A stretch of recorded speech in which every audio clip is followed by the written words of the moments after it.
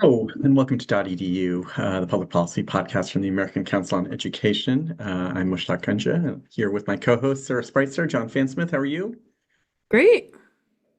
Sarah's great because she just got back from 10 days in London, Oh two my God, weeks. it I was don't know like how long you eight disappeared days. for. It was forever. And, you know, really, this has been ongoing mush talk all day. You'd think John would be happy that I came back to work, but all he does is complain.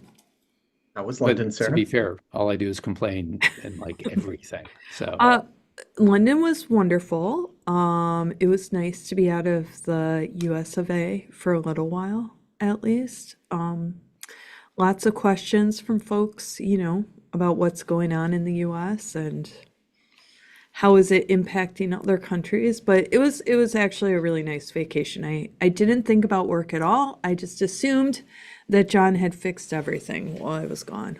Oh, good. Well, John, we're going to spend a lot of time talking to you about how you have fixed everything. A little bit later in the podcast, we have friend of the pod, Kimberly Jones, president of COE, coming back to talk to us a little bit about the state of the TRIO programs. And we had Kimberly on not that long ago, but need to have her on again because news around TRIO, continues to evolve. So we'll talk a little bit about that a little later. We have a whole range of, well, it's always a busy time in higher education. Sarah, I can't believe you took 8 days off. I know, Amazing. how dare I? I was hoping we talk a little accountability, a little bit of accreditation, maybe a little Section 117, just to make sure that Sarah is still very happy with us. Maybe updates on probes. Let's see how far we sort of get. Lots of Yeah. sort of quick hit issues. As always, friends, if you have questions in the chat, or if you have questions, please put them either in the Q&A or in the chat.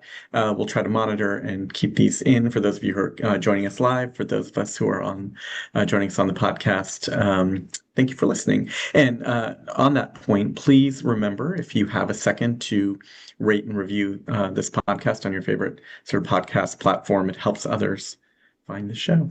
All right, friends, maybe we can start with accountability, if that's okay. So if I understand correctly, a monstrosity of something came out Friday afternoon around sort of the latest in the NPRM around accountability.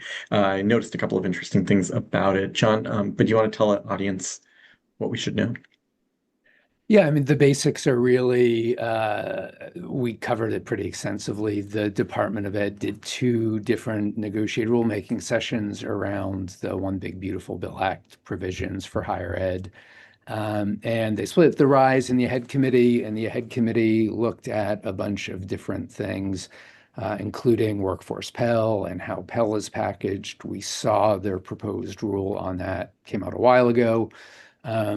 Probably an easier one, honestly, to get to than the accountability piece. On Friday, the department released their proposed final rule on the accountability side. As you pointed out, it's a bit of a monster. It's about 400 pages or so, I think, at last look. Look, I'm not going to pretend I've read every word closely and analyzed it, but talking to especially Emmanuel Guillory, who's popped up on the podcast a number of times, and it's close to this. It's what we expect in a lot of ways. They had consensus in the rulemaking session, so a lot of the language reflects where they left it at the table. And as our producers have linked to it too, so people can take a look.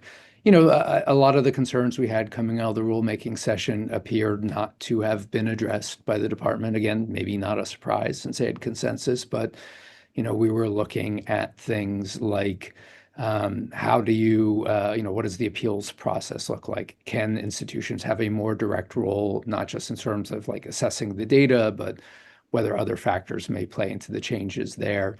Looking at some things like whether special, exemptions could be made for certain programs of public interest, a whole range of different things. Again, still reviewing it. We'll probably identify stuff. I know we're going to have a summary up at some point, hopefully this week. And then the comment period to reply, it's a 30-day notice period. So May 20th is the deadline to file comments. And rest assured, we will be filing comments on behalf of the higher education community, and those conversations as to how to respond are already underway. And John, I'm correct that this one, so the RISE proposed rule that had to do with loan limits, that goes into effect July 1st this year. This one would go into effect in 2027. Is that correct? However, the data that they would start gathering would be earlier than that. No, so all of the reconciliation provisions are scheduled to go into effect as of July 1st of this year. Okay. The department has been, and we think inappropriately, ignoring the master calendar and, finalizing these regulations. I mean, we're end of April at this point. July Mhm. 1st is not that far away, so we haven't even finalized these regulations, and yet schools will be held to them in just a few months. Um, we have asked repeatedly, I think a lot of people in Congress are asking as well, why the department feels this urgency to meet that July 1st deadline, but they have shown no interest in adding additional time for students and schools to get up to speed.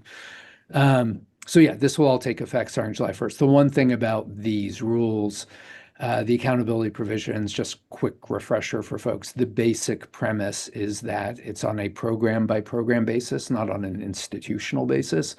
And programs at the undergraduate level, so BA, AA certificate programs, uh, graduates of those programs, completers of those programs, 4 years out who are working, have to earn more. That cohort of borrowers or that cohort of students has to earn more than high school only graduates, ages 25 to 34 in their state.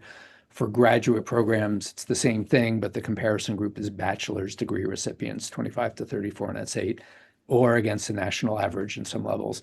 You have to fail that test 2 out of 3 years. So while the provisions will start to take effect, the data will start to be compiled and calculated. The earliest sanctions might be applied would be in 2028, 2 years after the rule takes Okay. effect. So you won't see any immediate action as a result of this, but the process will start. But the loss of Title IV eligibility will be for that program as opposed to, say, for the entire institution. Yeah, and it's a little bit tricky. I mean, some of the things we are going to highlight when we comment is the department put a number of things in place that weren't actually in the law. The bill that Congress passed said if you fail the test in 2 out of 3 years, those programs lose eligibility for federal student loans, but only for federal student loans. In the negotiating session, the department expanded that to say if programs fail this 50-50 test, essentially, if that program fails the earnings metric, and then either 50% of the institution's Title IV students or 50% or more of the institution's Title IV dollars are in that program, then that program also loses access to all Title IV rates. So that would be Pell Grants, that would be work study, that would be SEOG, any other program that would have provided federal financial aid to students in those programs. So it's something that wasn't in statute. It's an expansion of the role, and it makes the stakes certainly much more significant for those programs. And what are the programs you think will be like most impacted? And do you think we'll see anything like with the graduate student loan limits where we've seen these concerns raised by the nursing community and others that there may be these unintended consequences? Do you think we'll start seeing that? Yeah, and we feel, I don't know if the term I want to use is pretty confident, but we've done some analysis here at ACE that I think is, I'll just give credit to Kyle and who works with Mushtak here and did a really phenomenal job looking at these numbers. It makes a lot of sense what we saw when we ran the numbers, which is that you don't see widespread failures of programs. You don't see failures of programs clustered by institutional type per se or other things. One area where that's a little bit different, cosmetology programs at proprietary schools tend to have a lot of exposure. But beyond that, where you see failures are programs that prepare people for fields in which you often need some level of post-undergraduate study, a master's or something, and are going into fields that don't pay well. So you think about social workers, a lot of social workers require an MA to work in that field, yet historically salaries for social workers are really low.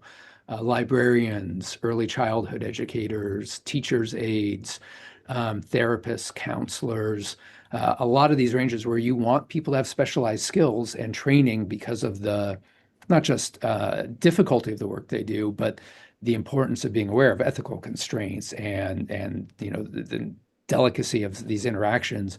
You really want people with skills and training, but we still, as a society, don't really pay people to do that. That's where you tend to see a lot of the program failures clustered that we would predict. A couple other areas, culinary arts, performing arts, historically also very low paying program areas. So not a surprise there either, but I think especially those groups we were talking about earlier, very concerning about what that might mean for pipelines in some areas where we're already under-resourced as a country. We don't have enough people doing that work to begin with. Four quick questions for you on accountability. First, when we say program, the question in the chat, are we talking 2-digit SIP, 4-digit, 6-digit? It's 4-digit SIP, but then there's issues with the privacy suppression for program sizes below 30 students. So that gets rolled up across consecutive years if there's not enough students in the program to make an assessment for 1 year. Second, look, I'm not a master calendar and NPRM sort of timing expert, but isn't it the case that the administration needs to respond to every comment that comes in, and meaningfully comment on every conversation that comes in, finalize the rule, and then it only goes into effect at the earliest 30 days after that? Feels like we're running very close to July 1st, if not sort of after that. So you're nodding, John, but then what? Because everything you've said so far is accurate, right, Mushtaq? The department is required to read and respond to every comment. Certainly, there are cases where some organizations will set up, mass commenting forms, so they will get 1,000 nearly identical comments, and in that case, they're clear about, we batched, responded, we understood it, which is reasonable, of course.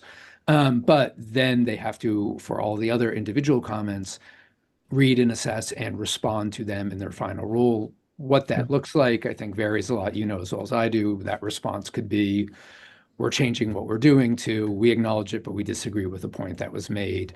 And then after that is 30 days. And practice a lot longer, because whatever the final revised rule is after that point will also go to OMB, an office called OIRA at the Office of Management and Budget, which reviews all regulations across the federal government to ensure consistency with administration policy before it's finalized. So there's a lot of steps that are kind of behind the scenes steps that make this process go more slowly than you would think. And again, we talked about it.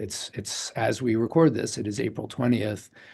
If these are going to take effect July 1st, stack a couple months of time, you're just getting to the finish line right before they take effect. That's not a real amount of time for schools to update systems and inform students and do all of the things you would ideally like them to be able to do in advance of these decisions, taking effect.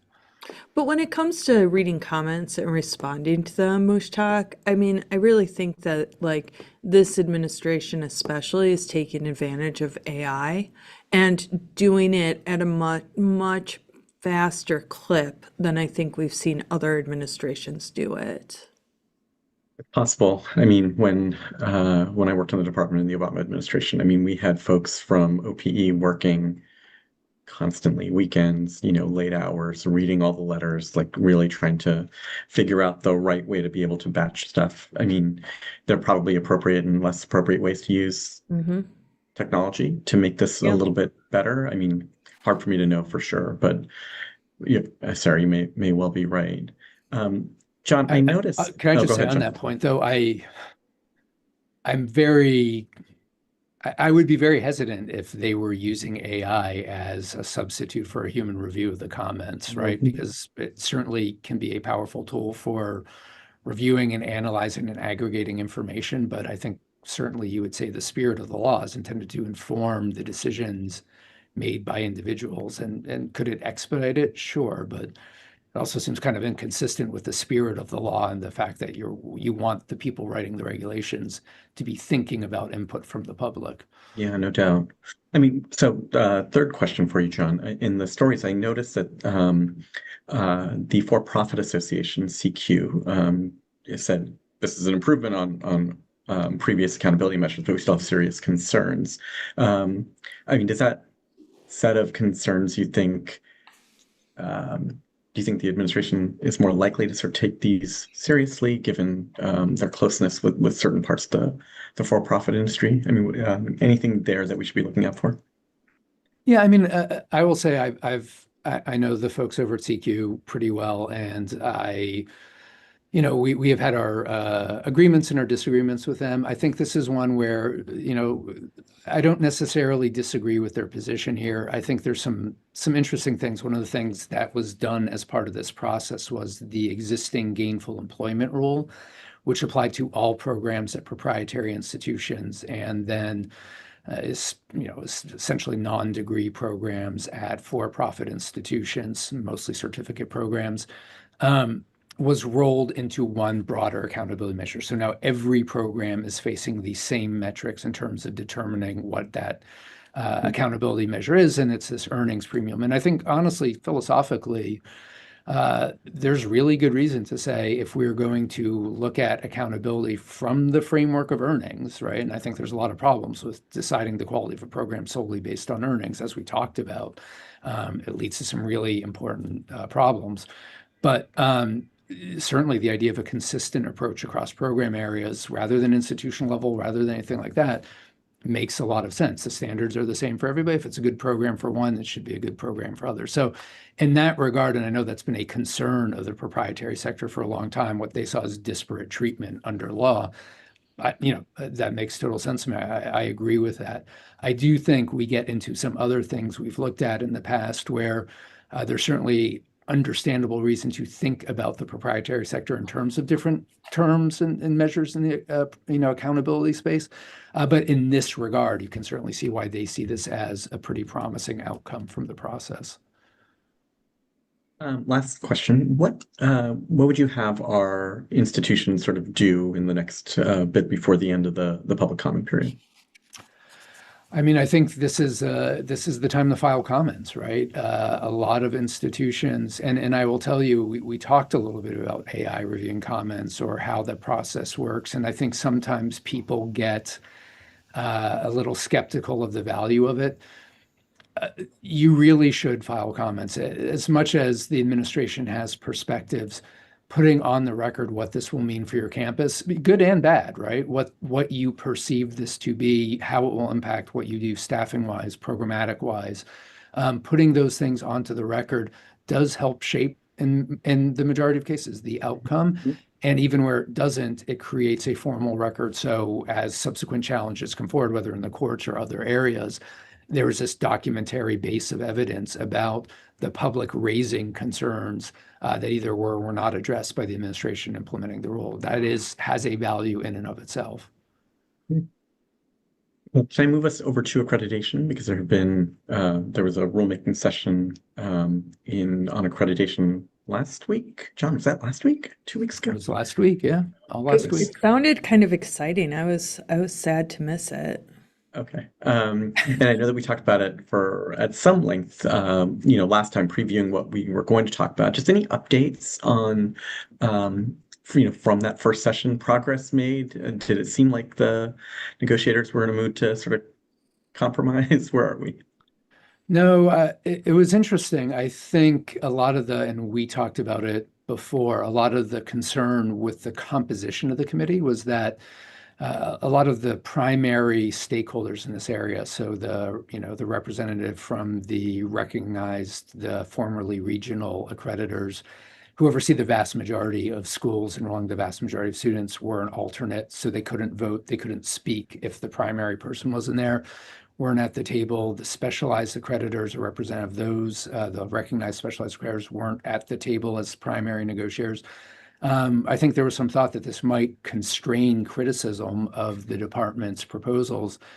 And just the opposite was true. There was a really pretty lively debate and discussion, a lot of pushback from conservative members of the committee. I think there's a great deal of unease across the political spectrum across higher ed and what the department is trying to put forward. And that got reflected at the table. Not a lot of progress in terms of accomplishing the work of the committee. No, temperature check votes were taken. Edits were made, by most accounts, and certainly what I was able to see, really more kind of, rearranging the language rather than substantively changing the language that had been proposed. There will be one more session starting in May 18th through that week, May 18th through the 22nd. That will be, the put the rubber to the road session. They're going to have to start, revising language in a way if they want to get to consensus. Coming out of this week, the department really very clearly focused on getting the consensus. Hard to see, at least coming out of Friday, where that will be. But there will be new revised language proposed by the department. The negotiators themselves will have time to offer new proposals. So still a lot of work to be done. And, the time pressure may, force some concessions on all sides. We will see. I think probably Sarah pointed out what sounded interesting. There were some fireworks at the very beginning of the session. One thing they have done, the department has done in this rulemaking, which is kind of out of the norm, they have a political appointee as their negotiator at the table. Historically, this is a career staff person at the Department of Education, often somebody who's either familiar with running the rulemaking process or somebody who might have subject matter expertise. That person started by saying that these regulations are necessary. And in fact, the administration's proposals were going to go forward, quote, with or without you, speaking to the negotiators, which, certainly is maybe not reflective of the idea of an openness to compromise and negotiation rather than having a pretty clear set of goals they're looking to implement. And I think a lot of people took away from that what has been, what people have worried about this session becoming, which is essentially just trying to codify what the department wants to do in the first place rather than actual open discussion about best policy choices. So we will see. Like I said, lots still to be determined. That last week's going to be fascinating, but some reasons for concern coming out of week one. Remind me, what's next? When does next language come out? When is the next meeting? I forget the deadlines for when the negotiators are supposed to submit proposals. I believe the department has said that they would provide a revised draft a week before, May 11th, the week before the last session begins. Okay. Well, we'll keep everybody abreast. Sarah, With or Without You is my 17th favorite U2 song. What's your favorite U2 song? Probably Sunday Bloody Sunday. Fan Smith? Where the Streets Have No Name. That's the right answer. Okay. All very old school. Well, yeah, they've been We're around old. since 1980. Yeah, we're old. Hey, Sarah, Section 117, what's the latest? Oh. Well, I think just because I was on vacation, the department decided to drop a new information collection request, which is like how they gather information on Section 117, which for folks that don't remember is foreign funding to your institution in the form of grants or gifts or contracts that are coming in. You have to report everything at 250,000 or above twice a year.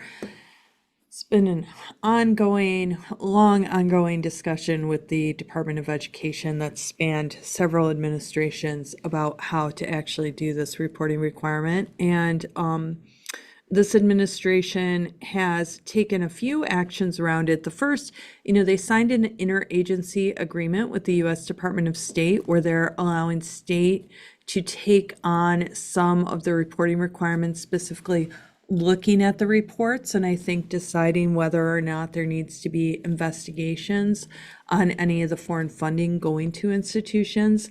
And then they've Sarah, issued is that this- new? Yeah. Did the state typically do that? No, this is completely brand new, and it was messaged as one of the new interagency agreements, Mushtak, in the overall plan to kind of demonstrate that we don't need the U.S. Department of Education, right? Like the decision to move programs over to HHS or the Department of Labor. This was kind of done in the same vein, but also saying that the Department of State has an intelligence arm, and so therefore they could be a useful partner to the U.S. Department of Education. Which I don't think, I mean, the information that our institutions have reported have always been public. So any agency is able to, see it and take a look at it. I don't think we have any disagreements on that. But one of the things that they've just done is they've issued this new information collection request, and they're asking for comments by June, I think it's June 15th. And one of the big changes, which I think they've been talking about a lot, is that they would require institutions to report the names of foreign donors. So previously, we've been allowed to have anonymous donors. That actually seems to be in the language in the statute. But this has been something that the Trump administration has pushed for before. And in fact, it's been something that's been spelled out in proposed legislation around Section 117. There's this concern around anonymous donors. And so this information collection request makes it clear that they want the actual names of the foreign donors, that we would not be able to have anonymous donations Is that from at any foreign dollar sources. level, or is there a No, this threshold? would be at 250 or above. Mhm. But obviously, if legislation were to pass, like the Deterrent Act, that would lower that amount to 50,000 or below, it would likely capture, say, alumni gifts or other things in which the donor may not want to be very public about it. Yeah, and Sarah, some of Yeah. those examples we've talked about in the past at those lower levels, alumni gifts, particularly to, say, a religious mission institution from a country in which, your religious identity could put you at some risk for persecution by the government or by groups within the country. And, certainly I think we all understand the transparency concerns, but there are some common sense examples of where this could pose problems. Yeah. So we'll definitely be commenting, and we're interested in hearing from institutions who actually do these reports, how problematic this new information collection request will be. Well, thanks, Sarah. We'll definitely circle back. John, Sarah, what's the latest on appropriations? Any movement since the last time we spoke? I'd say a lot of movement. I mean, we had the president's budget request come out.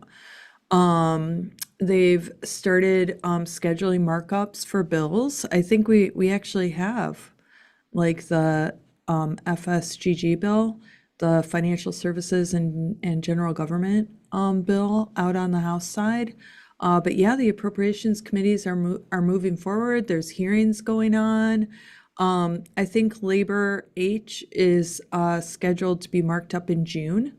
I think members are taking in appropriations requests, but I think that that's pretty much wrapping up. Yeah, I think the one sort of still big hanging issue, well, two big hanging issues. One is we still haven't resolved Homeland Security funding. Right. And there's a process to maybe do reconciliation again, and what that looks like and what might get rolled up into that seems to depend on which chamber you're talking to and which person in that chamber you're talking to right now. But Senate leadership is they want a just Homeland Security funding. Lots of other people would like an opportunity to put some things in that bill as probably the last chance to move something substantive before the elections. Then you also have just at the top line level, appropriators are moving forward, trying to work out what their bills should be without, a bipartisan agreement, leadership agreement on overall how much to spend where, which in most years they kind of have a ballpark idea of what they're doing.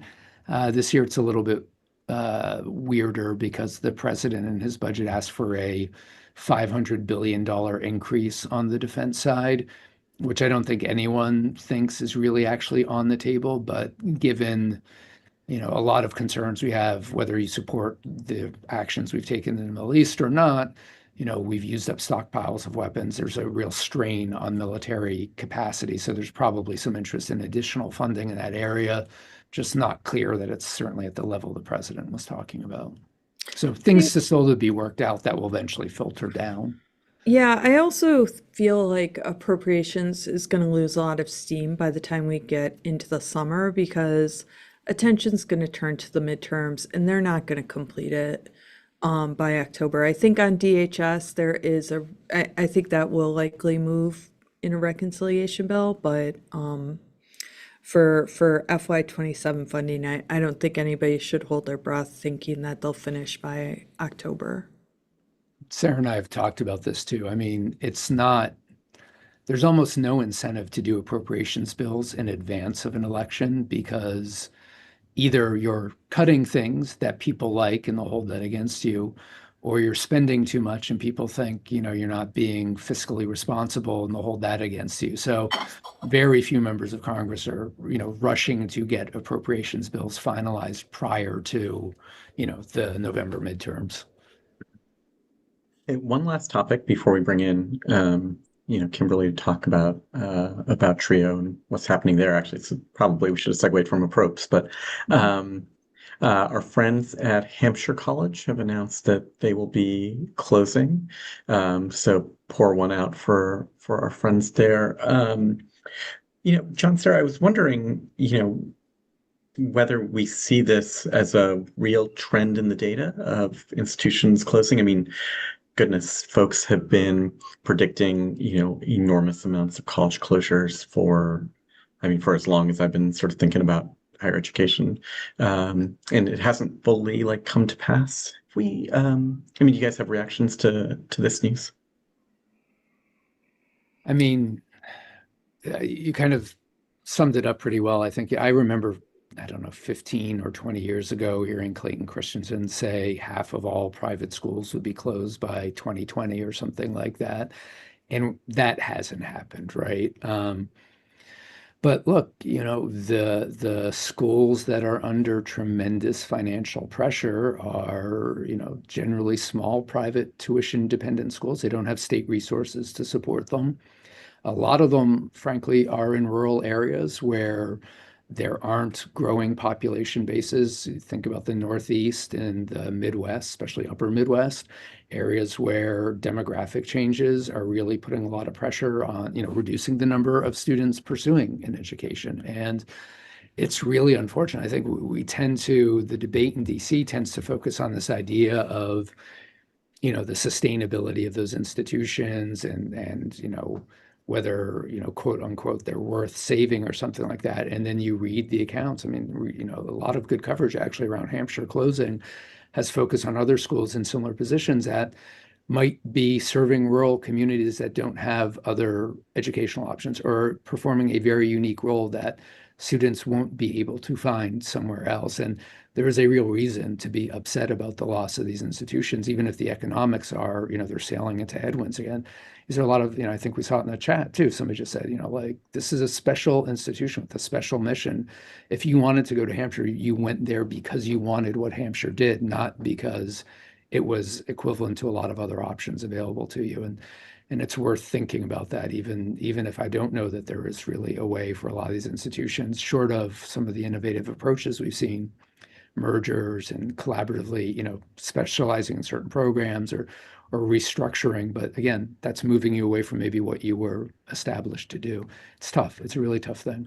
I mean, I do worry about it as an alum of a small liberal arts private school that served a very unique mission. Like I worry about it a lot because I think you're not gonna make up those institutions once we lose them.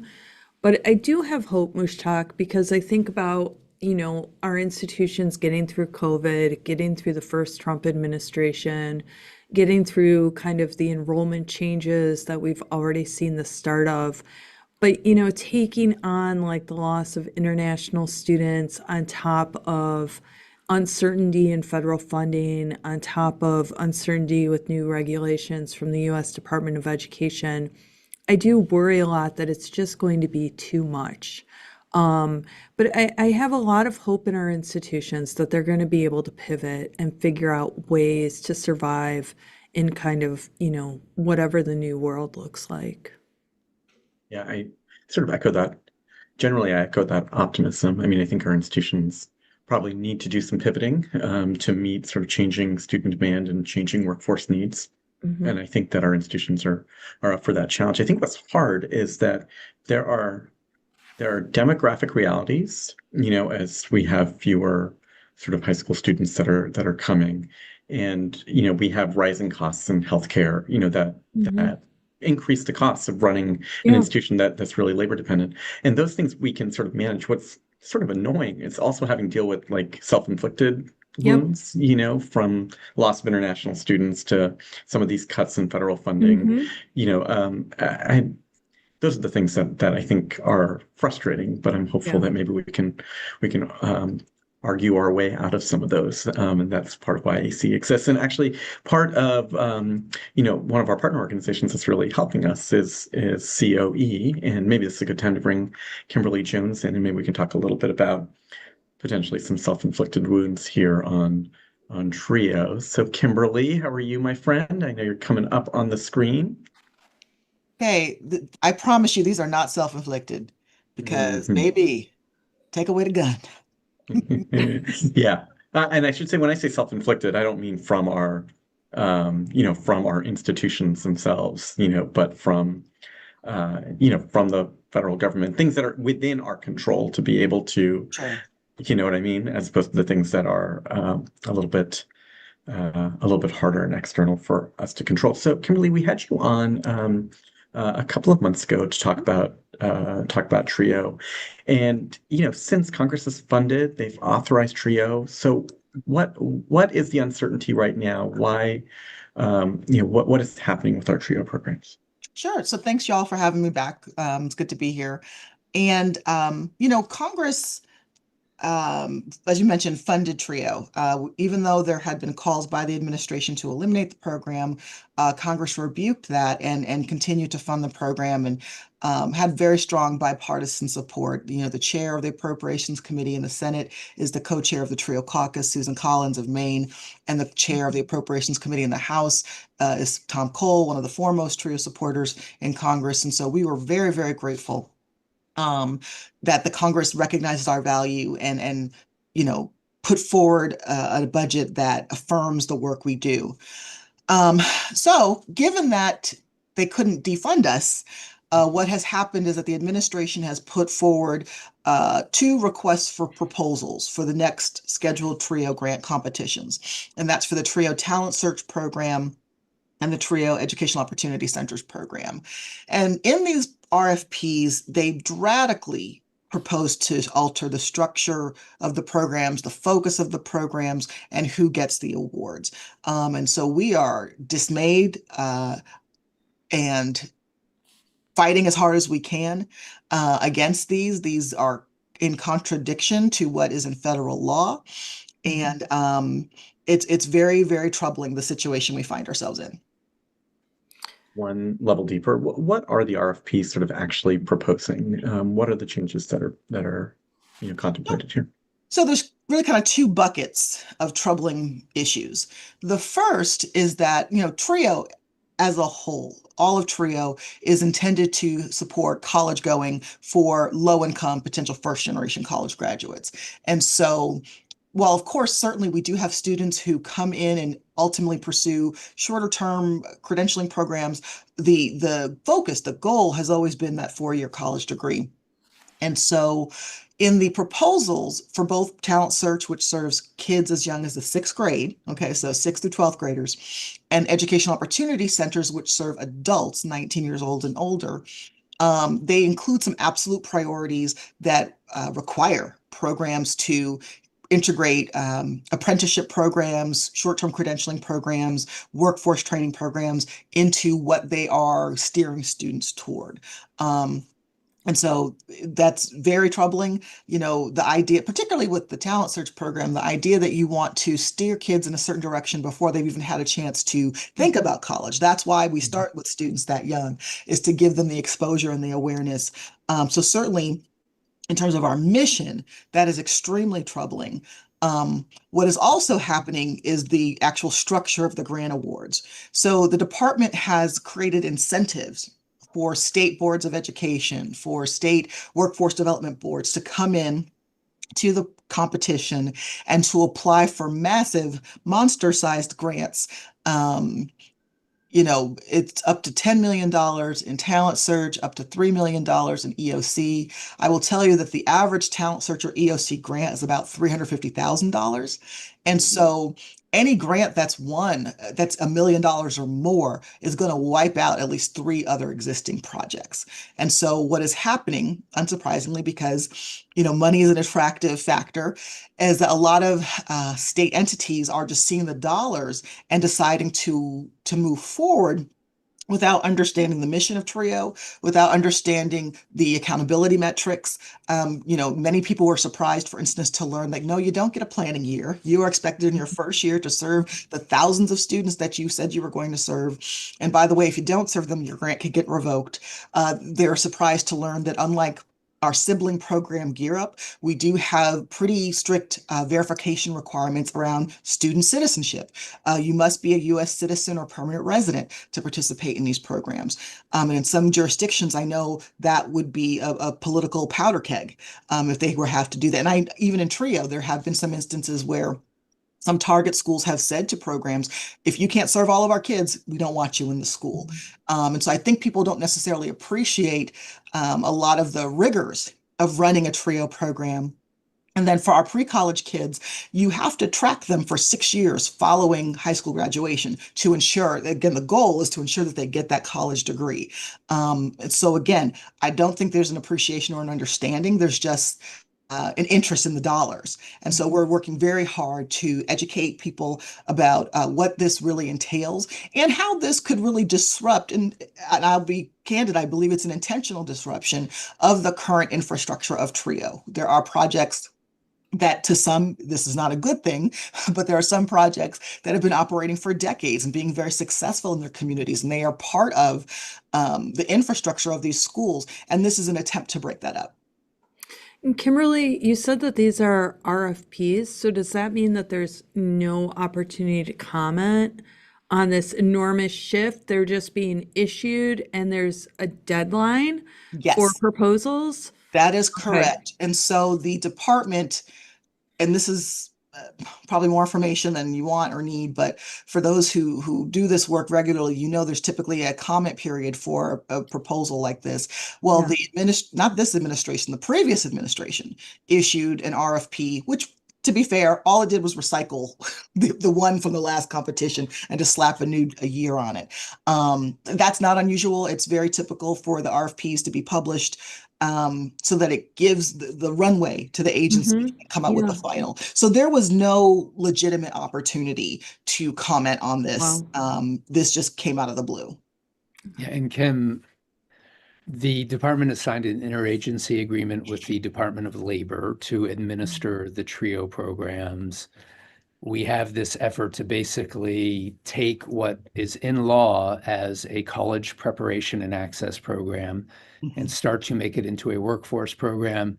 I don't know if you want to say this, so maybe I'll say it and you can correct me if I'm wrong or just stay silent. But look, we've gone through 2 presidents' budget cycles where they've sought to eliminate TRIO.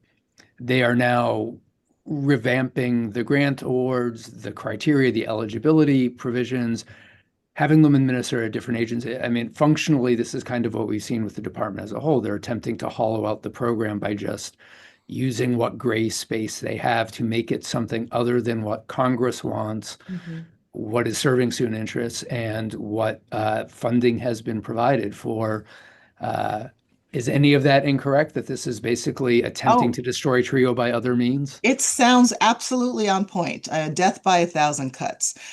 What's interesting to me is that not just with TRIO, but with all of the IAAs, this has been pitched as a proof of concept.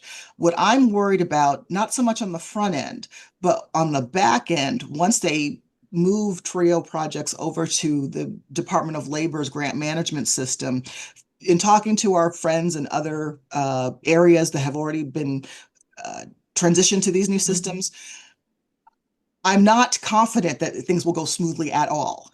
And the TRIO community is very vocal, and so I don't know if they want to put thousands of people into these new systems and it not function properly. So, but that's a tomorrow problem. My today problem is these RFPs.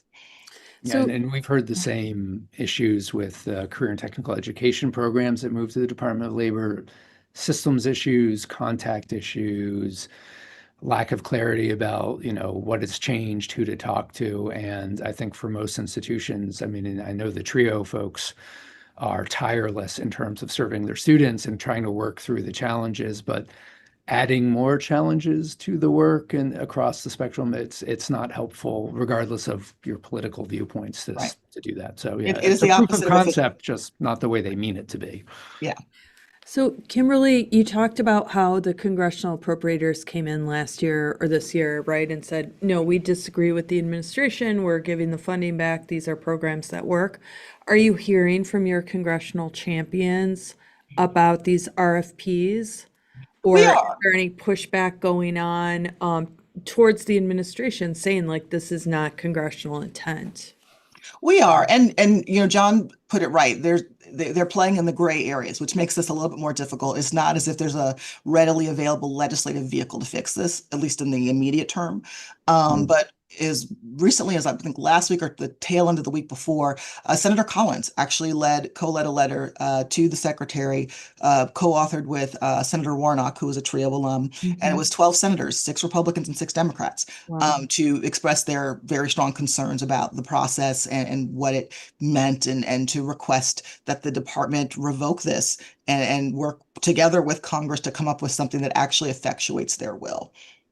It's interesting. I heard at a Senate hearing a couple weeks ago, Senator Murray talk about the fact that Secretary McMahon has not testified before the Help Committee, and that there's questions about like these interagency agreements and some of the changes happening at the Department of Education. But I hadn't realized she hadn't been up to testify since like basically the last budget hearing, I think.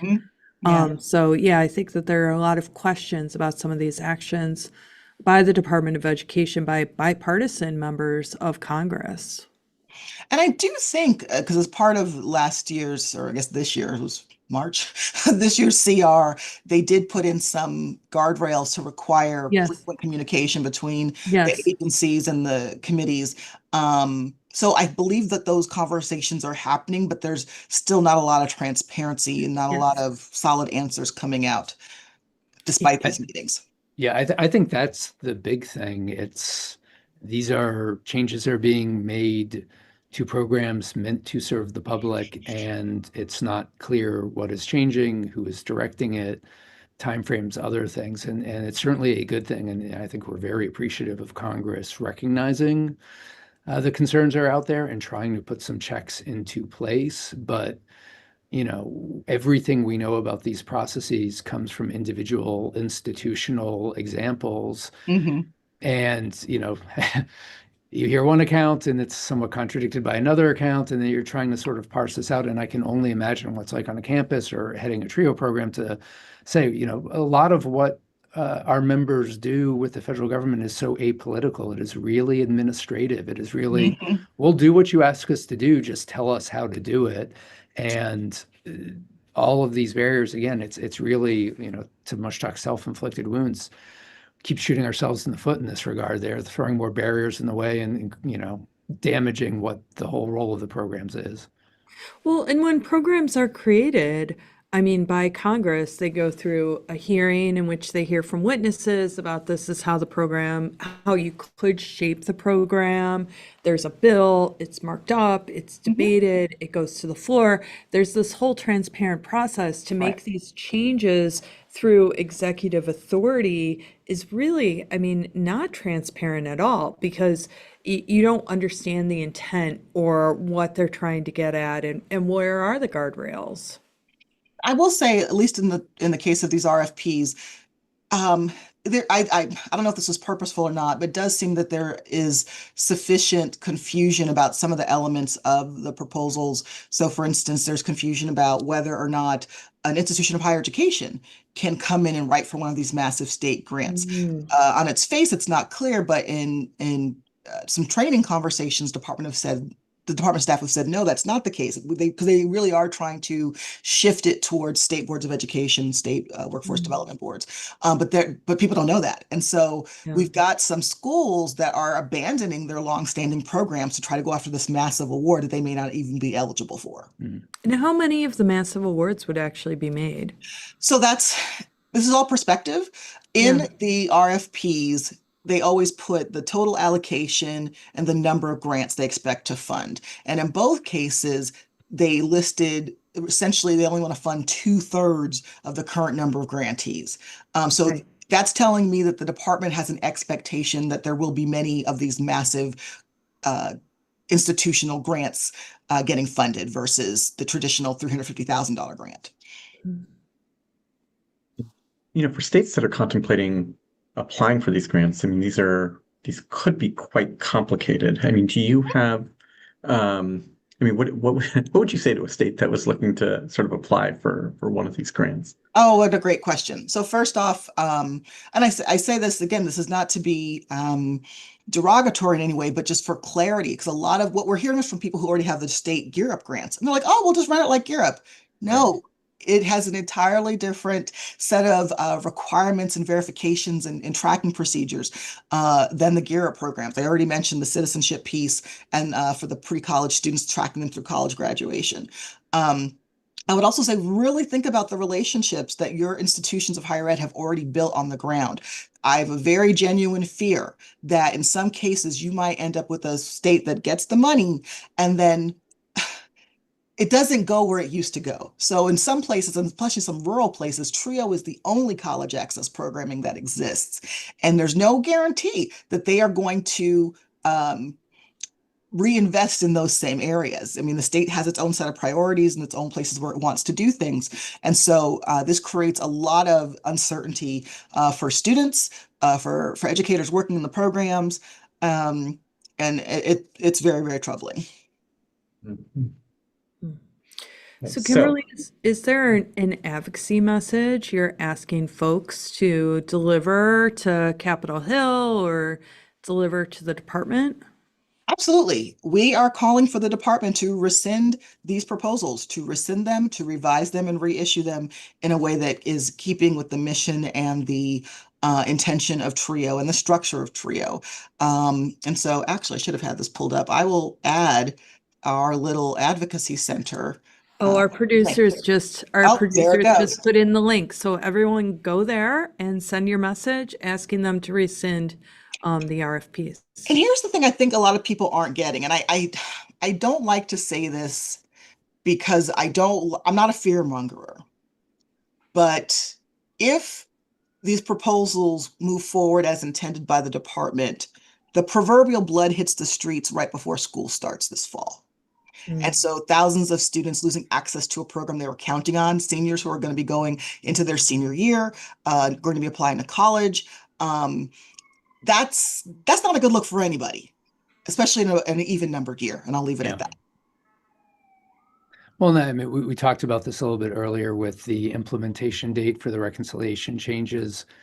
We are historically, and again, this is a nonpartisan issue, historically used to an administration, even where they have priorities we disagree with, having a thoughtful approach to what that time frame looks like, right? If you want to make changes, you have to understand that the impact of them falls on the citizens of this country, right? And so how do you account for that? How do you address it in a way where you minimize the harm? These very abrupt, I mean, the changes to the eligibility criteria to the grant awards were sudden, unanticipated, taking effect relatively quickly. This is not historically how Republican or Democratic administrations have done this, because what they've tried to do is manage the process in a way to minimize harm. And what we've seen again and again is an almost willful disregard of the implications of these, expedited processes. They're doing it so quickly, maybe to try to overcome opposition, but the effect is so much more damaging to the people, who will be impacted. I can't speak for other issues because my wheelhouse is TRIO, but I will say this is deliberate. I mean, they found that they couldn't get rid of us through the appropriations process, so this is the alternative. And so for anybody who cares about TRIO, who benefited from TRIO, now is the time to make your voice heard, because again, because the harm is prospective, I don't think people understand. And what I don't want to have happen, this reminds me, this is a very much smaller scale example, but in 2012, the Obama administration actually, within their authority, they transitioned $10 million out of the McNair Scholars Program. The McNair Scholars Program serves undergraduates who want to go on to doctoral study. And the rationale was McNair Scholars is very expensive. It's about $8,000 per student. So instead, we're going to put that money into the Upper Bound Math Science program, which costs maybe $5,000 a student, to get kids earlier into the pipeline. What happened, which is what we told them would happen, when they finally had the grant results come out for McNair, 50, and McNair's one of the smaller programs, 50 institutions lost their grants. Many of them were HBCUs. One of them was Dr. McNair's alma mater. And it's taken us almost since 2012 to recoup those losses in the McNair program. And again, not to say nobody cared, but people didn't see the impact until it happened. And we don't want to wait to the beginning of the school year when these kids need these services. Yeah. So we're all going to go to the Take Action Now page on the Please do. coenet.org. Are there other things? So given this idea of sort of folks not understanding what is going to happen and what the effects of some of these changes are going to be, any other advice that you would give presidents, provosts, IR directors, the registrar, folks that might be listening, that they can do now to help create the stories that might be able to be persuasive to either the administration or to folks in Congress? Sure. Well, definitely, we do implore college leaders to let legislators know the impact TRIO is having on your campus. I mean, routinely, we hear from people that the outcomes for students who are in the TRIO programs best those, not just of the other low-income first-gen students, but the student body as a whole. And so certainly you don't want to lose that on your campus. But then also, please affirm to your TRIO professionals your support, your willingness to work with them. I know there's been some areas where I won't say where, but a conversation was had internally, and should we go for a state grant? And the institution said, no, we are very supportive of our TRIO programs. They're doing good work, and we want to see what they've got going maintained. And so having those conversations to reassure, because there's understandably a lot of fear and a lot of ambiguity and uncertainty within the TRIO community. I think leaders of colleges, it would make a big difference for them to know that they have that support from their leaders. And if I could add one thing, I think we're talking about campuses with TRIO programs. We would love to see more TRIO programs at more campuses, Yes. not less. Even if you don't have a TRIO program on your campus, as Kim pointed out, these are great programs. They work. We don't like what the administration is doing. It should not pass without public outcry, and that does not depend on you having a TRIO program on your campus. If you want to get a TRIO program in the future, we need more funding for this program. We need the administration to respect the law's intent and language. And so I would urge people, again, even if you don't have a direct impact from these changes to your campus, still weigh in. This is a great issue to raise with your legislators, maybe even more so because you don't have a direct stake in it. So raise your voices. It matters. Thank you. Well, Kimberly, we are also grateful for having you on the ground fighting this fight sort of every day. Fighting for my life every day.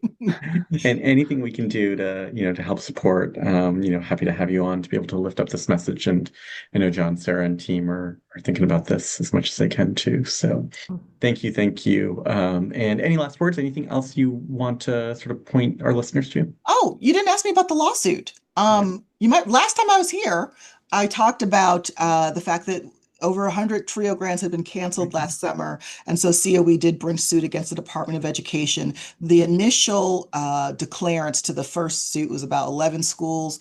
Half of them had their grants reinstated, and now the court has extended relief to another 45 schools. So they should be learning about the status of their grants by mid-May or towards the end of May.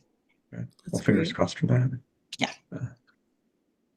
Thank you, Kimberly. Yeah, thanks for having me. And well, hopefully everything will work out and we won't have to, I mean, the next I'll time come we have back you and back. with rejoicing and all the good news about all the That's right. beautiful things that are happening in Trio. I Because love that there's still a idea. lot of good stuff happening. Yeah. Well, either way, we'll have you back and either we'll rejoice or we'll keep strategizing on the Yes. sort of the next way to go. Absolutely. Thank you so much for joining.